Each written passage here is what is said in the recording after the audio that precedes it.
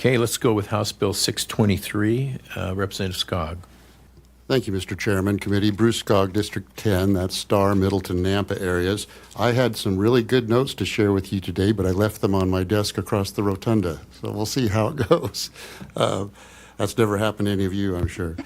This legislation requires public schools to take a pause in the morning for 60 seconds and have a moment of silence for all students. Now, during that time, the student can reflect, meditate, pray, do nothing, just be quiet. Now, when I first heard about this bill that was presented to me by two men that are in this room, I wasn't interested at all. But as they went through some of the data of the 34 states that have already passed similar bills to this, I saw the result in that data that it was better for the teachers and the students on the behavior of the students and long-term outcomes. One of the things it helps with the behavior, including even the suicide thinking and things that go on and all the pressures of school. To have that 60 seconds of quiet started to sound nice for me. I wish I could have that when we start the day here. So we had a hearing in the House Education Committee. I didn't know how that would turn out, and it passed pretty well in there. I didn't know how it turned out on the floor. I'm not pushing this hard, but it passed well on the House floor. And the good chairman here has agreed to hear this bill and to think about it. Another reason I was in favor was, again, that 34 states have passed this bill. Now, some people have asked me, well, what about government overreach? And why should we do this now? Well, we've been waiting for 20 years for Idaho school districts to do something on this now, and they haven't when we're looking at other states. That's according to one of the gentlemen that may testify here in front of you. That's kind of like the bathroom bill, and don't have PTSD when I mention bathroom bills, but across the state, we had arbitrary decisions being made by our different good school districts on what to do with the cross-gender and all that in the restrooms. And the state of Idaho, our legislature, stepped in and made that uniform. And that's kind of what this does. It just makes it uniform, that 60 seconds. So I simply ask you to consider sending this to the floor with a due pass. This is your area of expertise, certainly not mine. Thank you, Representative. We appreciate you being here. And if it's okay with you, what we will do is we'll now hear our signed-up testimony, and then you'll have an opportunity to close. Committee, I did want to make one comment as we start in on these bills today, and this goes for all of our bills, but I just wanted to look up briefly about the role of a state legislator. And what I found was, I'd like to read you this short couple sentences. A state legislator serves as the voice of the citizens in their district. This means listening to constituents, understanding their concerns, and bringing those perspectives into the legislative process. Whether the issue involves education, taxes, health care, infrastructure, or public safety, legislators are expected to reflect the interests and values of the communities they represent.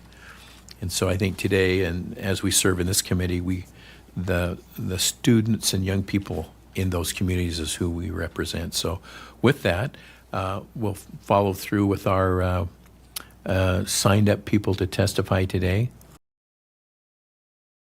And if there's anybody who feels very strongly that they need to testify today, would you please let us know right now? Okay. I've got time for two quick ones, so please introduce yourself. Thank you, Chairman Lent and members of the committee. My name is Bonnie Pfaff. I live in Boise, and I'm representing AAUW, American Association of University Women. AAUW is opposed to House Bill 623. AAUW advocates vigorous enforcement of and full access to civil and constitutional rights for all people. House 623 is a prelude to prayer in schools under the guise of a moment in silence. The bill actually includes praying in the language. Prior testimony mentioned the landmark case in 1985, Wallace versus Jaffrey. The case scrutinized a state law that mandated a moment of silence in schools. The decision hinged on whether a moment of silence was a veiled attempt to promote religion or as a silent prayer of neutral secular practice. The court found that this violated the First Amendment Establishment Clause, which advocates the separation of church and state. House Bill 623 crosses the line between religious and secular purpose and should not be imposed on our public schools. Thank you. Thank you. Thank you for your testimony today. We have time for one other one, a pro. Yes, David Magera. I pastor Deer Flat Church in Caldwell. Thank you, Senator and committee, for letting us address this. I speak on behalf of the bill for some just really practical reasons. First of all, it sets a really calm and intentional tone for learning. So kids come in from a difficult morning or a hassle on the playground or on the bus, it has a chance to just help them get a ready-to-learn mindset. Secondly, it respects every student equally. This legislation is beautifully neutral. It doesn't favor a belief system or activity. Thirdly, it protects religious freedom without imposing religion. The bill is carefully written to keep school personnel completely out of the content of any student's reflection. Parents guide the meaning, and the school simply provides the space. It reinforces parental authority, that the legislation explicitly encourages parents and guardians to shape their child's use of this time. It also models a life skill, which is the ability to sit still and be quiet, which I think all of us wrestle with at various points. It also costs essentially nothing. Low burden, high potential policy. No new funding, no new staff, no new curriculum. And it has a pretty broad precedent that we've already heard about today. Thank you for letting me share these things. Thank you for being here today. Appreciate that. I don't see any questions. So, Representative Skaug, would you like to close? Yes, Mr. Chairman, committee. You know, this isn't, some of you know me, this isn't a sneaky way to get prayer in school. Prayer has been in school ever since there's been tests. It's just always been. And as far as the constitutionality, it's interesting how everyone becomes a constitutional scholar on a bill they don't like. But since 1985, every one of these states, has, not all have been challenged, but any challenge has been upheld by the Supreme Court or the state courts. So this is an okay bill in that way.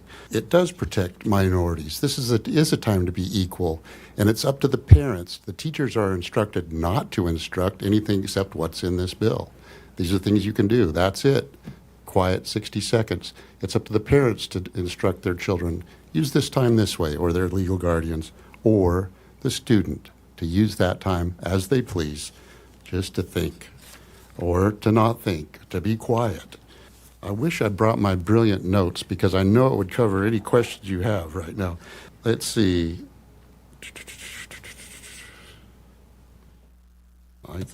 I think that is it, and I really appreciate you hearing this bill, committee, and I leave it to your discretion. I hope it goes to the floor with a due pass. Thank you. Representative, would you stand for a couple questions? Certainly. Senator Burtonshaw. Representative Skaug, thank you for being here today and giving us the opportunity to understand this bill. For me, a moment of silence begins every morning before I start my activities, and that's kind of the way I was raised, and that's kind of what I do. What is it about starting school at the moment of silence helps us to prepare for the day?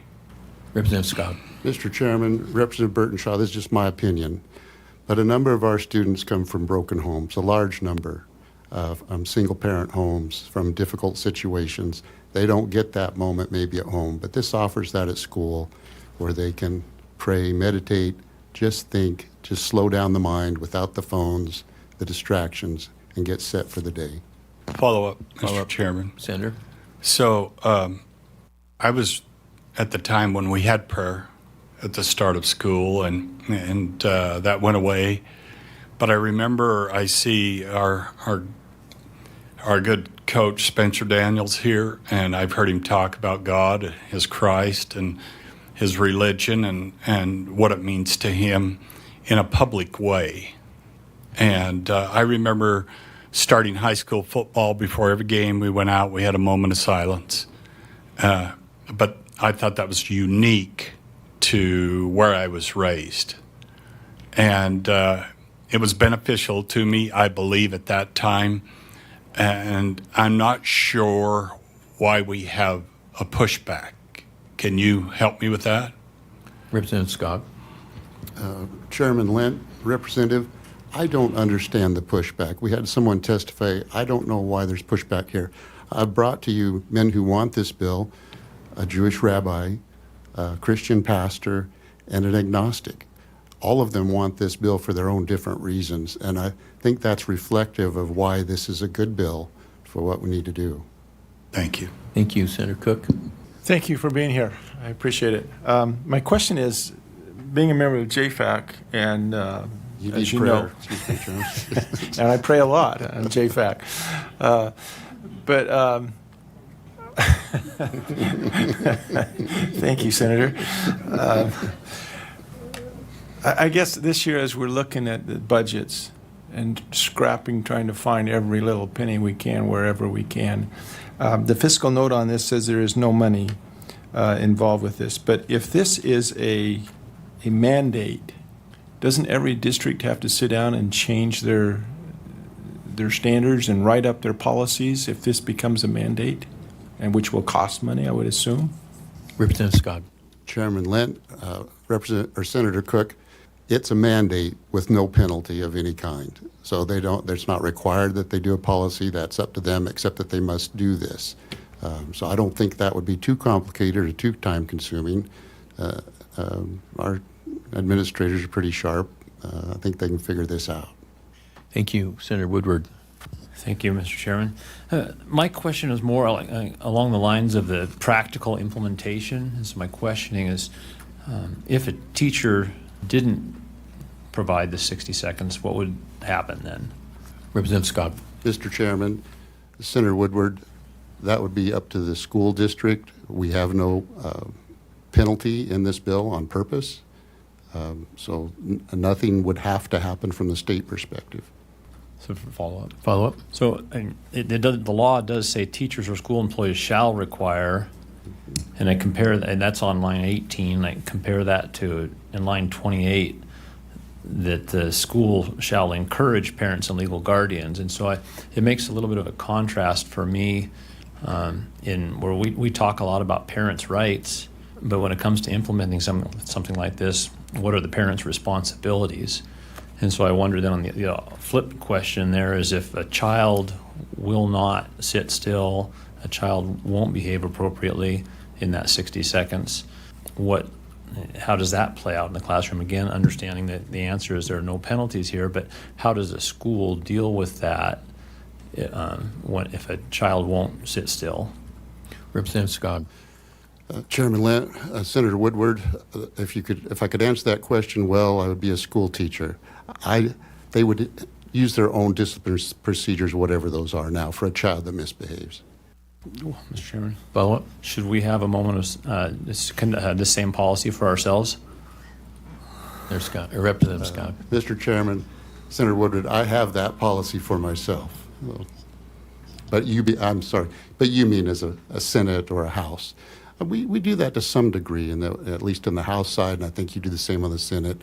We have that silent and prayer time in the mornings, and that's a good way to start our day. Representative Ward Eagle King. Thank you, Mr. Chairman, and thank you, Representative, for being here. I don't have a real problem with the bill per se, except its implementation is problematic for me. I'm thinking of a kindergarten class.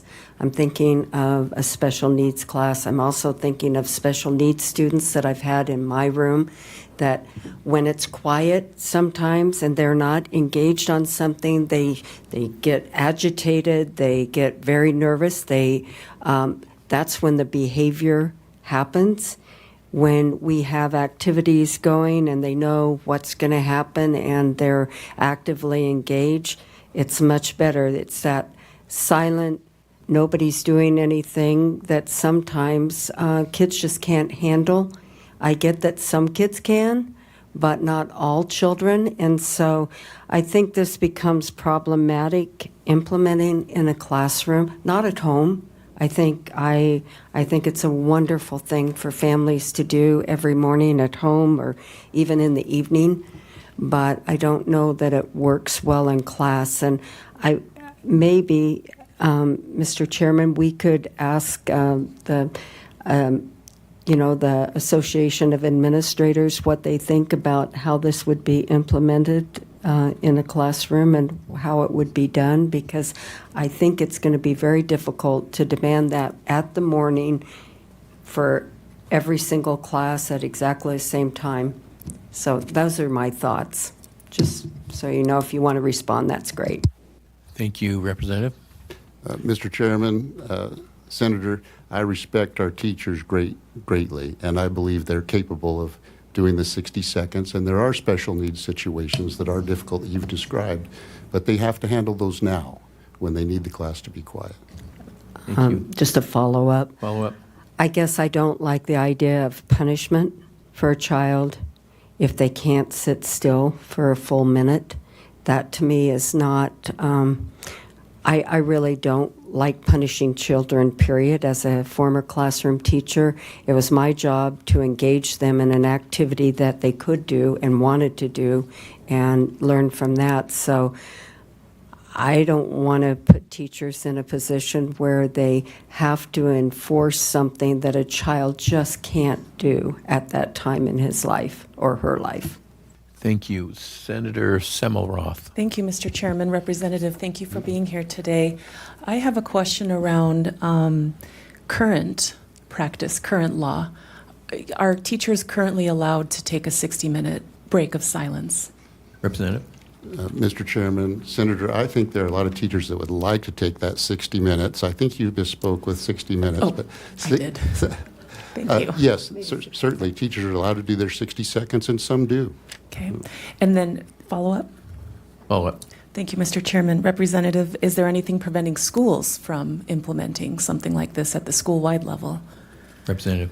Mr. Chairman, Senator, no, there is not. But again, overall, schools have not done this in Idaho like 34 other states have, or 35.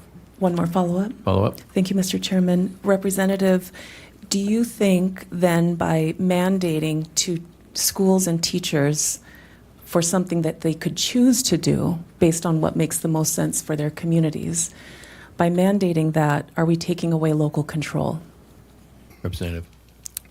Mr. Chairman, Senator, in one sense, we're giving more of the local control. We're giving it to the parents. We're saying, yes, to teachers, you will give these students 60 seconds time alone in their minds. So I think that's giving it to the parents and legal guardians.